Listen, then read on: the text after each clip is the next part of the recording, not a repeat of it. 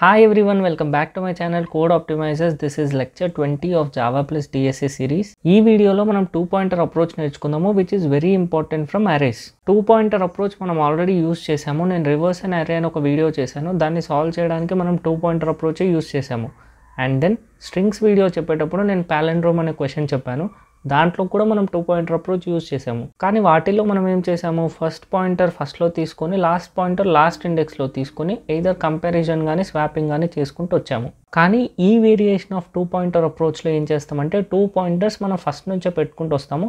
ఇప్పుడు ఈ వీడియోలో క్లియర్గా డీటెయిల్గా నేర్చుకుందాం వాటి గురించి. And then if you're new to this channel, నేను ప్లేస్మెంట్స్ పాయింట్ ఆఫ్ వ్యూలో ప్రతి వీడియో చేసుకుంటూ వస్తున్నాను Java plus DSA series. So basics నుంచి చేశాను, ఒకసారి చెక్ చేయండి. అండ్ దెన్ నేను షార్ట్స్లో ప్లేస్మెంట్లో అడిగే ఎంసీక్యూ క్వశ్చన్స్ని సాల్వ్ చేస్తూ వస్తున్నాను.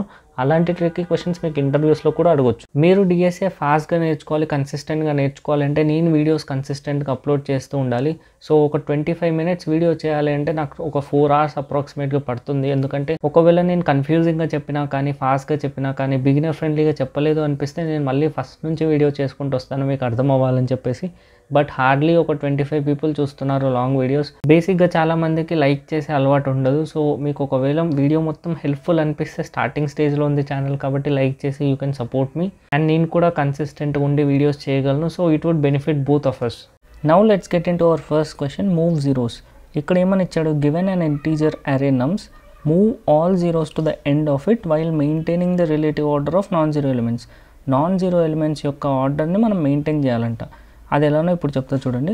Note that you must do this in place without making the copy of అరే. మనకు ఫస్ట్ వచ్చే ప్రాబ్లమ్ సొల్యూషనే ఇది. సో మనం ఏం చేస్తాం, ఒక ఎక్స్ట్రా అరే క్రియేట్ చేస్తాం. సపోజ్ ఇక్కడ ఎక్స్ట్రా అరే ఉందనుకోండి, ఇక్కడ నాన్ జీరో ఎలిమెంట్ వస్తే మనం ఏం చేస్తాం, అక్కడ ఇన్సర్ట్ చేస్తాం. ఇది 0 కాబట్టి ఇన్సర్ట్ చేయం. నాన్ జీరో కాబట్టి 1 insert, next 3 insert, next 12 insert. ఎలాగో మిగతావన్నీ జీరోస్ ఉంటాయి. సో ఆ అరేని మళ్ళీ తీసుకుని వచ్చి దీంట్లో ఫిల్ చేసేస్తే సరిపోతుందని మనం అనుకుంటాం. సో ఆన్సర్ అదే ఉంటుంది. అందుకే ఇక్కడ ఇచ్చాడు without making a copy of the అరే. సో మనం ఎక్స్ట్రా అరేని తీసుకొని చేయకూడదు. ఇప్పుడు మనం ఒక ఎగ్జాంపుల్ తీసుకుందాం. 0 1 0 3 12 0 15 0 0 7. లేదు, మీకు క్లియర్గా అర్థం అవ్వడానికి 15 9 3 7 2 ఇలా తీసుకుందాము. కొద్దిగా పెద్ద ఉంది బట్ మీకు క్లారిటీ రావాలని తీసుకున్నాను. ఇప్పుడు మనం 2-pointer అప్రోచ్ యూజ్ చేద్దాం. 2-pointer అప్రోచ్ అంటే ఇక్కడ పాయింటర్ అంటే మీరు సి లాంగ్వేజ్లో చూసే పాయింటర్స్ అలా కాదు. ఇక్కడ పాయింటర్ అంటే ఏంటి అంటే మనం ఏదైనా ఒక ఇండెక్స్ని పాయింట్ చేస్తున్నట్లు. ఫర్ ఎగ్జాంపుల్ మనం ఏం చేస్తాం, ప్రింట్ చేయాలి ఈ అరేని అంటే ఏం చేస్తాం, ఫర్ లూప్ యూజ్ చేసి i వాల్యూ 0 నుంచి n వరకు రన్ చేస్తూ ఈచ్ టైం ఈ ఆఫ్ ఐని ప్రింట్ చేస్తాం. కరెక్ట్. ఇక్కడ i ఈజ్ ఈక్వల్స్ టు 0 అన్నప్పుడు 0 ఇండెక్స్ని పాయింట్ చేస్తున్నట్టు, i ఈజ్ ఈక్వల్స్ టు 1 ఉంటే 1 ఇండెక్స్ని పాయింట్ చేస్తున్నట్లు. అలా మనం ఒక పాయింటర్ యూజ్ చేస్తున్నట్టు ఇట్లా. సో మనం ఇలా 2 pointers యూజ్ చేయాలి. సో మనం అరేని రివర్స్ చేసేటప్పుడు ఇక్కడ ఒక పాయింటర్ పెట్టాము, ఇక్కడ ఒక పాయింటర్ పెట్టాము. ఈ వేరియేషన్ ఆఫ్ 2-pointer అప్రోచ్లో మనం ఎలా చేస్తామంటే 2 pointers స్టార్టింగ్లోనే పెట్టేస్తాం. సో మనం ఫస్ట్ పాయింటర్ యొక్క నేమ్ లెఫ్ట్ అని పెట్టుకుందాము, నెక్స్ట్ పాయింటర్ యొక్క నేమ్ రైట్ అని పెట్టుకుందాము. సో ఒకటే ఫార్మాట్ ఉంటుంది. ఈ ఫార్మాట్ యూజ్ చేసి మీరు చాలా ప్రాబ్లమ్ సాల్వ్ చేయొచ్చు. సో మీరు ఒకటే ఫార్మాట్ ఫాలో అవ్వండి, మీకు ఈజీగా అర్థమవుతుంది. సో ఇప్పుడు ఈ లెఫ్ట్ పాయింటర్ యొక్క ఫంక్షనాలిటీ ఏంటి, రైట్ పాయింటర్ యొక్క ఫంక్షనాలిటీ ఏంటో చూద్దాం. లెఫ్ట్ పాయింటర్ యొక్క ఫంక్షనాలిటీ ఏంటి అంటే ఈ పాయింటర్ ఎక్కడైతే ఉంటుందో దానికంటే ముందు మొత్తం నాన్ జీరో ఎలిమెంట్స్ ఉండాలి. ఇక్కడ క్వశ్చన్ ఏంటి, నాన్ జీరో ఎలిమెంట్స్ అన్నీ స్టార్టింగ్లోకి రావాలి. ఇదే ఆర్డర్లో 1 తర్వాత 3 3 తర్వాత 12 12 తర్వాత 15 ఇదే ఆర్డర్లో అన్నీ ఫస్ట్కి రావాలి. సో ఈ లెఫ్ట్ పాయింటర్ ఏం చేస్తుంది అంటే దీనికంటే ముందు ఉండేవన్నీ నాన్ జీరో ఎలిమెంట్స్, ఇక్కడ మాత్రం 0 ఉండేలాగా చూస్తుందో లేదో మనం ఇప్పుడు చేసేటప్పుడు మీకు అర్థమవుతుంది. సో లెఫ్ట్ పాయింటర్ యొక్క ఫంక్షనాలిటీ ఏంటంటే దాని పక్కన ఉండేవన్నీ నాన్ జీరో ఎలిమెంట్స్ ఉండాలి. అండ్ రైట్ పాయింటర్ యొక్క ఫంక్షనాలిటీ ఏంటి అంటే మీకు ఒకసారి చెప్తాను, అర్థమైతే అర్థమైంది లేదంటే లేదు, బట్ అర్థం చేసుకోవడానికి ట్రై చేయండి. రైట్ పాయింటర్ ఏం చేస్తుంది అంటే ఇది ముందు వెళ్తూ ఉంటుంది, అన్ని ఎలిమెంట్స్ దగ్గరికి ముందు వెళ్తూ ఉంటుంది. లెఫ్ట్ కంటే లెఫ్ట్తో పాటు వెళ్ళొచ్చు, లెఫ్ట్ కంటే ముందు వెళ్ళొచ్చు. మీకు 2 వేరియేషన్స్ నేను చెప్తాను. సో ఏం చేస్తుందంటే ఇది ముందు వెళ్ళి అక్కడ నాన్ జీరో ఎలిమెంట్ ఉంటే ఏం చేస్తుందంటే ఇక్కడికి పంపిస్తుంది. కరెక్ట్. అండ్ దెన్ ఇది ఇక్కడ నాన్ జీరో వచ్చేసి ఇక్కడికి ముందుకు వెళ్ళిపోతుంది. ఇది సపోజ్ ఇక్కడ ఇంకొక నాన్ జీరో వచ్చింది అనుకో, మళ్ళీ ఇక్కడ నాన్ జీరో వచ్చేసి ఇది ముందుకు వెళ్తుంది. అలా ఇక్కడ నాన్ జీరోస్ అన్నీ దీని ముందు వచ్చేలాగా ఇది చూసుకుంటూ వస్తుంది. Getting the point. దీనికంటే ముందు అన్ని నాన్ జీరోస్ వచ్చేలాగా ఇది చూసుకుంటుంది. అన్నీ పంపిస్తూ ఉంటుంది. సో అట్లా మొత్తం అన్నీ పంపించేస్తే ఇది నాన్ జీరోస్ ఏమవుతుంది, నాన్ జీరోస్ అన్నీ దీని దగ్గరికి వస్తాయి, నాన్ జీరోస్ అన్నీ దీని ముందుకు వచ్చేస్తాయి. సో ఇక్కడ అన్నీ నాన్ జీరోస్ ఉంటాయి, మిగతావన్నీ జీరోస్ ఉంటాయి. అట్లా నాన్ జీరోస్ అన్నీ స్టార్టింగ్లోకి వస్తాయి. మీకు ఇప్పుడు ఎగ్జాంపుల్లో ఇంకా క్లియర్గా అర్థమవుతుంది చూడండి. ఎలా అంటే ఇప్పుడు లెఫ్ట్ పాయింటర్ రైట్ పాయింటర్ తీసుకున్నాం. సో లెఫ్ట్ రైట్ ఇనీషియల్గా 0 దగ్గరే ఉంటుంది. ఓకే, రైట్ ప్రతిసారి ముందుకు వెళ్తూ ఉంటుంది. నాన్ జీరో ఉంటే ముందుకు పంపిస్తుంది, లేదంటే వెళ్ళిపోతూ ఉంటుంది. Getting the point. Left pointer మాత్రం ఏం చేస్తుంది అంటే రైట్ ఒకవేళ నాన్ జీరో పంపిస్తే తీసుకొని ముందుకు వెళ్తుంది. ఎందుకు? లెఫ్ట్ ఎప్పుడు ఇంక్రిమెంట్ అవుతుంది అంటే ఏదైనా ఒక ఎలిమెంట్ లెఫ్ట్ దగ్గరకు వచ్చింది అనుకో, నాన్ జీరో ఎలిమెంట్, అప్పుడు ఇంకేమవ్వాలి, ఇది ఇంక్రీజ్ అవ్వాలి. ఎందుకంటే లెఫ్ట్ కంటే ముందు మొత్తం నాన్ జీరో ఉండేలాగా మనం చూడాలి కదా.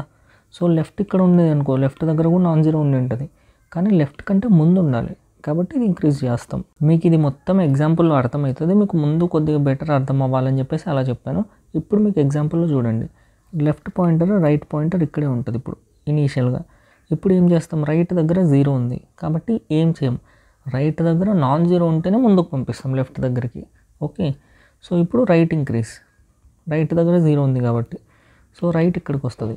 రైట్ ఉన్న దగ్గర ఏముంది, నాన్ జీరో ఎలిమెంట్ ఉందా, ఉంది కాబట్టి లెఫ్ట్కి పంపిస్తాం. సో లెఫ్ట్ దగ్గరికి 1 వస్తుంది, రైట్ దగ్గరికి 0 వెళ్తుంది. కరెక్ట్. ఇప్పుడు మనం ఏం చేస్తాం, లెఫ్ట్ ఇంక్రీజ్ చేస్తాం. లెఫ్ట్ దగ్గర నాన్ జీరో వచ్చింది కాబట్టి లెఫ్ట్ ఇంక్రీజ్. రైట్ దగ్గర మనం ఆల్రెడీ చెక్ చేసాం కదా, కాబట్టి రైట్ కూడా ఇంక్రీజ్ చేయాలి. కానీ రైట్ ఇంక్రీజ్ చేయాలా చేయకూడదా, ఎందుకంటే ఇక్కడికి వచ్చిన ఎలిమెంట్ 0 ఉంది, నాన్ జీరో ఉంటే మళ్ళీ లెఫ్ట్కి స్వాప్ చేయాలి కదా. కానీ రైట్లోకి నాన్ జీరో ఎలిమెంట్ ఎప్పటికీ రాదు. ఎందుకు అనేది మీకు నెక్స్ట్ ఎగ్జాంపుల్లో చెప్తా చూడండి, ఆర్ఎల్స్ ఈ ఎగ్జాంపుల్లోనే లాస్ట్లో చెప్తాను, అందుకే ఎక్కువ తీసుకున్నాను. సో రైట్ జనరల్గా మూవ్ అవుతుంది. ఇప్పుడు రైట్ దగ్గర ఏముంది, 0 ఉంది కాబట్టి ఏం చేయం. నెక్స్ట్ మళ్ళీ రైట్ ఇంక్రీజ్, రైట్ దగ్గర ఇప్పుడు 3 ఉంది, నాన్ జీరో ఉంటే ఏం చేస్తాం, లెఫ్ట్ తోటి స్వాప్ చేస్తాం. సో ఇక్కడికి 3 వస్తుంది, 0 అక్కడికి వెళ్తుంది. కాబట్టి ఇప్పుడు లెఫ్ట్ దగ్గరికి నాన్ జీరో వచ్చింది కాబట్టి left increase, getting the point.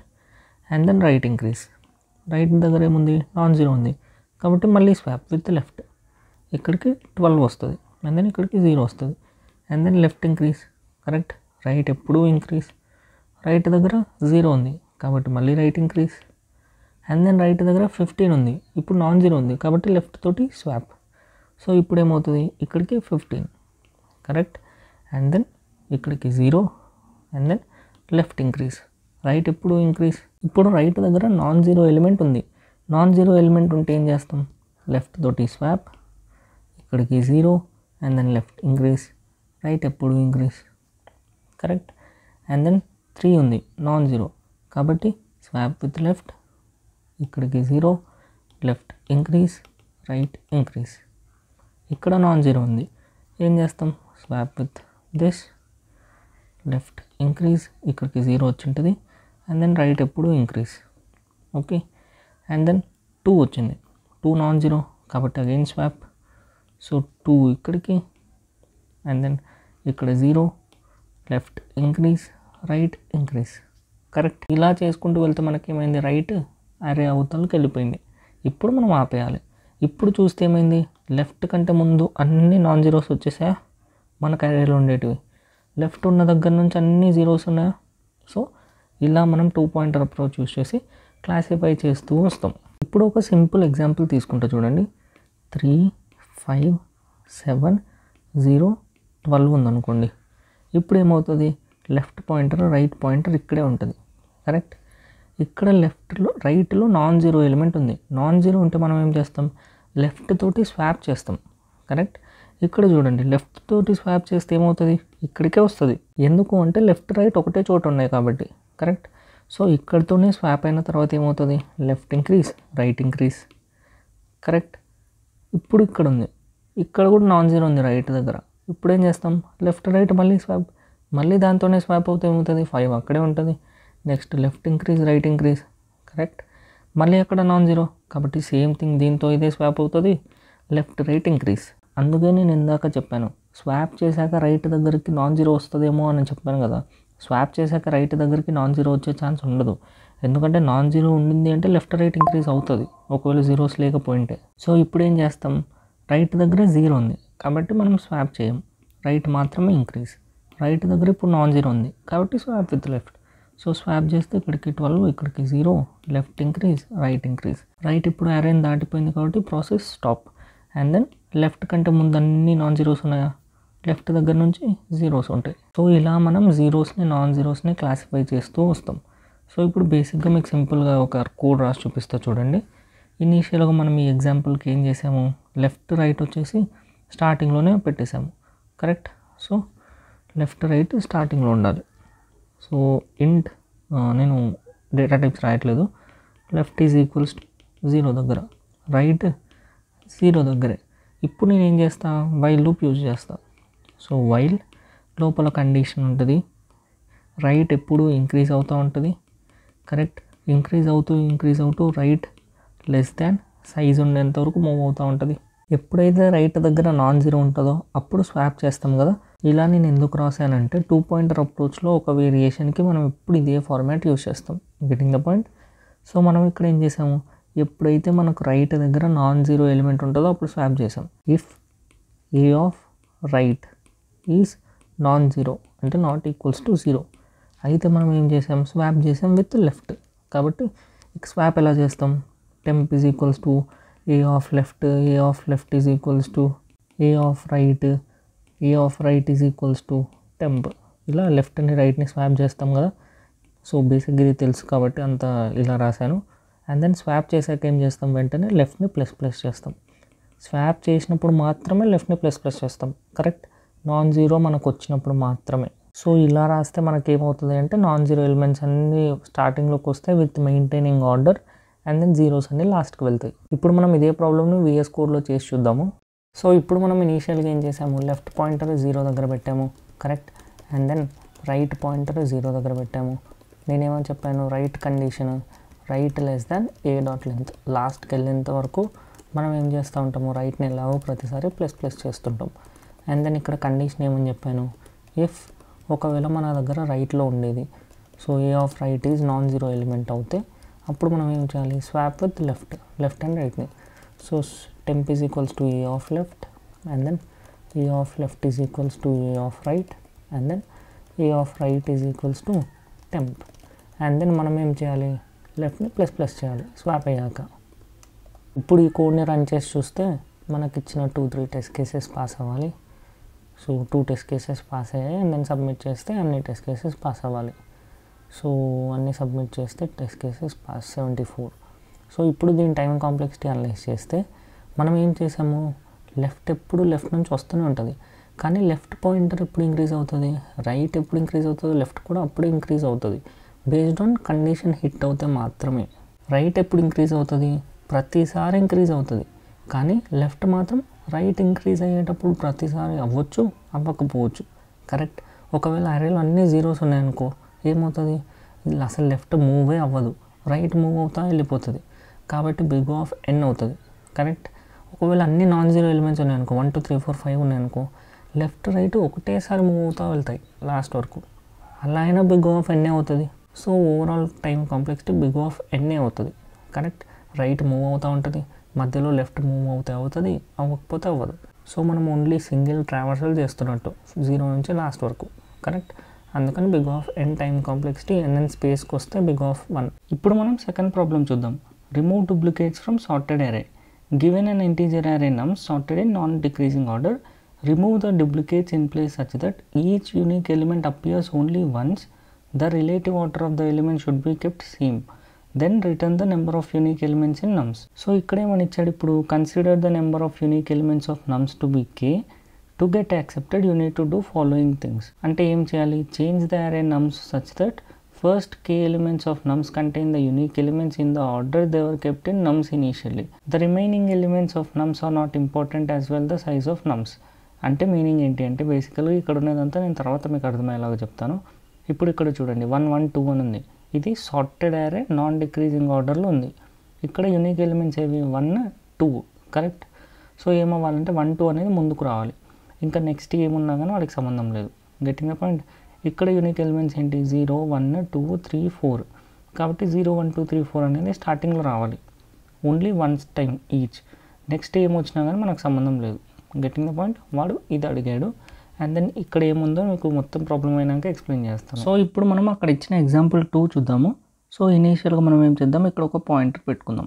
Okay, ఇప్పుడు ఏమవ్వాలి, ఇక్కడ ఏం రావాలి, 0 తప్ప ఏదైనా రావచ్చు. కరెక్ట్, 0 తప్ప ఏదైనా రావచ్చు అంటే 2 రావచ్చా? రాకూడదు. బేసిక్గా ఇక్కడ 1 రావాలి. కరెక్ట్, 0 1 2 3 4 అలా రావాలి. కానీ ఇక్కడ నేను ఏదైనా రావచ్చు అని చెప్తున్నాను. ఏదైనా రావచ్చు అని చెప్పినా కానీ 1 వస్తుంది. ఎందుకు అంటే నువ్వు ఇలా మూవ్ అవుతూ ఉంటావు. సార్టెడ్ అర్రే అని వాడు ఇచ్చాడు. సార్టెడ్ అర్రే కాబట్టి 1 రాకుండా 2 వచ్చేస్తుందా? రాదు. కాబట్టి నీకు ఎలాగో 1 వస్తుంది. ఏదైనా రావచ్చు అని నేను చెప్పినా కానీ 1 వస్తుంది.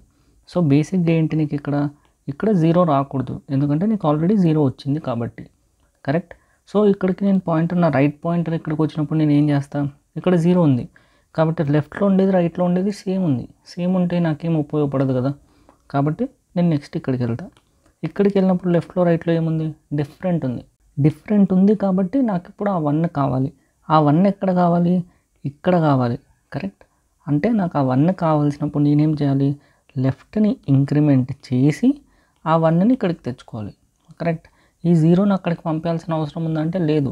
వాడు ఏమన్నాడు, 0 1 2 3 4 తర్వాత ఏమొచ్చినా నేను పట్టించుకొని అన్నాడు. సో మనం ప్రాబ్లమ్ సాల్వ్ చేసేటప్పుడు కూడా ఇక్కడికి ఏం వెళ్తుందో మనం పట్టించుకోవాల్సిన అవసరం లేదు. ఇక్కడి వరకు బాగా వస్తూ ఉంటే చాలు లెఫ్ట్ నుంచి. సో ఇప్పుడు ఏం చేస్తాం, 1 వచ్చింది. Next increase. ఇక్కడ లెఫ్ట్లో రైట్లో సేమ్ ఉంది కాబట్టి మనం ఏం చేయం. And then increase. లెఫ్ట్లో రైట్లో సేమ్ ఉంది కాబట్టి ఏం చేయం. ఇప్పుడు ఇక్కడికి వస్తే లెఫ్ట్లో రైట్లో డిఫరెంట్ ఉంది. డిఫరెంట్ ఉంటే మనం ఏం చేయాలి, ఆ 2ని తెచ్చుకోవాలి. ఇక్కడికి లెఫ్ట్లోకి కాదు, లెఫ్ట్ని ఫస్ట్ ఇంక్రిమెంట్ చేయాలి. ఇంక్రిమెంట్ చేశాక ఆ 2ని ఇక్కడికి తెచ్చుకోవాలి. కరెక్ట్. ఇక్కడ ఉండేది అక్కడికి పంపాల్సిన అవసరం లేదు, ఎందుకంటే అక్కడ ఏమున్నా మనకు సంబంధం లేదు. Next left increase, right increase. Right increase చేస్తే 2 సేమ్ ఉన్నాయి కాబట్టి ఏం చేయం, మళ్ళీ రైట్ ఇంక్రీజ్. ఇప్పుడు చూస్తే డిఫరెంట్ ఉంది కాబట్టి ఆ 3ని మనం తెచ్చుకోవాలి. దానికంటే ముందు లెఫ్ట్ని ఇంక్రీజ్ చేయాలి, చేసి ఇక్కడికి 3 తెచ్చుకోవాలి. And then next right increase. ఇక్కడ చూస్తే 3 సేమ్ ఉంది కాబట్టి రైట్ ఇంక్రీజ్. ఇప్పుడు చూస్తే డిఫరెంట్ ఉంది. డిఫరెంట్ ఉంటే ఏం చేయాలి, లెఫ్ట్ని ఇంక్రిమెంట్ చేసి అక్కడ ఉండే 4ని ఇక్కడికి తెచ్చుకోవాలి. Correct. And then right increase. So ఇప్పుడు చూస్తే ఏమవుతుంది, యారే కంప్లీట్ అయింది. సో యారే కంప్లీట్ అయ్యాక మనకేమన్నాయి, స్టార్టింగ్ మొత్తం యూనిక్ ఎలిమెంట్స్ వచ్చేసాయి. కరెక్ట్. ఇప్పుడు మనం ఏం చేయాలి, రిటర్న్ ఏం చేయమన్నాడంటే వాడు యారేని రిటర్న్ చేయమనలేదు, కే వాల్యూని రిటర్న్ చేయమన్నాడు. వాడు ఈ యారే మీద ట్రావర్స్ చేసుకొని చెక్ చేస్తాడంట. మనం కే వాల్యూ రిటర్న్ చేయాలి. కే అంటే ఏంటి అంటే number of unique elements. Correct. ఇప్పుడు ఇక్కడ కే వాల్యూ ఏంటి, ఇండెక్స్ ప్రకారం చేస్తూ వచ్చాం కాబట్టి 0 1 2 3 4 కాబట్టి ఇక్కడ కే వాల్యూ 4. కానీ మనకు యూనిక్ ఎలిమెంట్స్ ఎన్ని ఉన్నాయి, 5 ఉన్నాయి. ఎందుకంటే బేసిక్గా ఇది ఏమవుతుంది, 0 ఇండెక్స్ నుంచి స్టార్ట్ అవుతుంది కాబట్టి 0 నుంచి కౌంట్ స్టార్ట్ అవుతుంది. కానీ మనకు టోటల్ 5 రావాలి కానీ 4 వస్తుంది. కాబట్టి మనం ఏం చేస్తాం, లెఫ్ట్కి +1 యాడ్ చేసి రిటర్న్ చేస్తాం. కరెక్ట్. అప్పుడు దానికి తెలుస్తుంది 5 ఎలిమెంట్స్ ఉన్నాయని చెప్పేసి, యూనిక్ ఎలిమెంట్స్. సో ఇప్పుడు దీనికి కోడ్ ఎలా రాస్తామంటే, నేను ఇనీషియల్గా లెఫ్ట్ని ఎక్కడ స్టార్ట్ చేశాను, 0 దగ్గర. రైట్ని బేసిక్గా మీకు 1 నుంచి చూపించాను కానీ 0 నుంచి కూడా స్టార్ట్ చేస్తాం. సో 0 నుంచి స్టార్ట్ చేస్తే వైల్ లూప్లో మనం ఏం చేస్తాం, రైట్ కండిషన్ లాస్ట్ వరకు వెళ్ళాలి. కరెక్ట్. అంతవరకు మనం ఏం చేస్తాం, రైట్ని ++ చేస్తాం. అండ్ దెన్ మనం ఏం చేసాము, స్వాపింగ్ కాదు యాక్చువల్లీ అసైనింగ్ పార్ట్ అది ఎప్పుడు చేసాము, ఒకవేళ లెఫ్ట్లో ఉండే ఎలిమెంట్ రైట్లో ఉండే ఎలిమెంట్ ఈక్వల్ కాకుంటే అప్పుడు మనం స్వాప్ కాదు లైక్ అసైన్ చేసాం. లెఫ్ట్లో ఏం అసైన్ చేసాం, రైట్ని అసైన్ చేసాం. కానీ అసైన్ చేసే కంటే ముందు ఏం చేసాము, లెఫ్ట్ని ++ చేసాం. లెఫ్ట్ని ++ చేశాక ఏ ఆఫ్ లెఫ్ట్లోకి ఏ ఆఫ్ రైట్ని అసైన్ చేసాం. కరెక్ట్. ఇలా చేశాక లాస్ట్లో మనం రిటర్న్ ఏం చేసాము, లెఫ్ట్ ఉన్న దాని దగ్గర నుంచి +1 చేసి రిటర్న్ చేసాం.